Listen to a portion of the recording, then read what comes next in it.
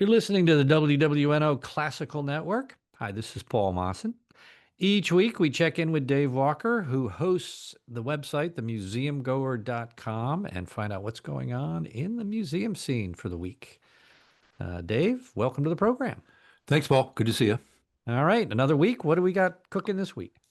The ninth season of Letters Read continues at 7 p.m. Thursday at Catapult, 609 St. Ferdinand Street. Produced by Nancy Sharon Collins, Letters Read is an ongoing series in which performers interpret letters and written documents about notable locals. This week's presentation is Vision, Voice, and Valor, Remembering the Legacy of Terry Bartlett. Bartlett was founder, 4 decades ago, of Planned Parenthood in Louisiana. In 1999, she joined Population Action International and later moved to her native Tennessee to work as a public policy consultant.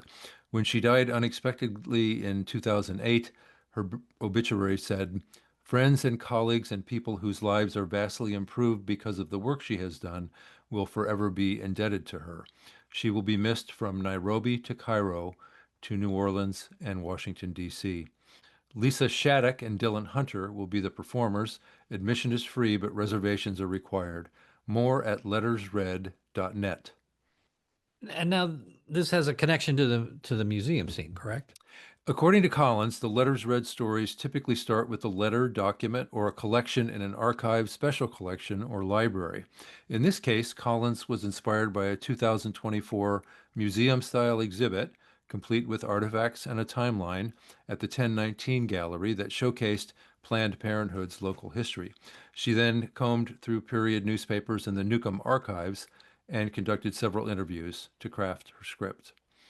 Elsewhere, the Historic New Orleans Collection has launched guided tours of the Trail They Blazed exhibit, an overview of the 20th century civil rights movement in the city, on view through June 7th next year. The Trail They Blazed began as a traveling exhibit that visited several locations around town. In fact, it's still on tour.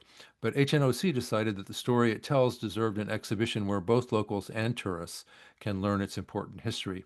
The exhibit got its start about a decade ago with an oral history project called NOLA Resistance.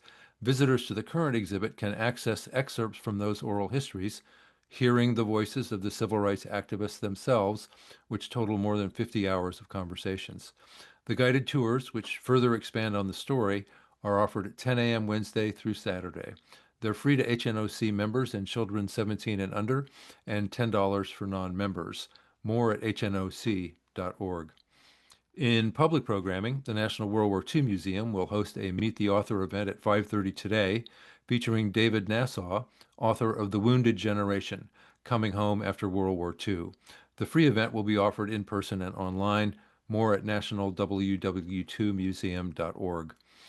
The 1850 House will host Charles Chamberlain for a discussion of his new book, New Orleans, A Concise History of an Exceptional City, at 5:30 p.m. Tuesday.